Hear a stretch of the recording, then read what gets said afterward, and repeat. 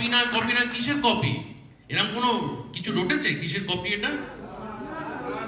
এরপরে এটার কপি হবে, এটা কারোর কপি নয়, এটা একটা নাটক থেকে অনুপ্রাণিত। কোনো হিন্দি সিনেমার কপি আমরা করি না, আর কয়েক বছর পরে আমাদের কপি করবে হিন্দি।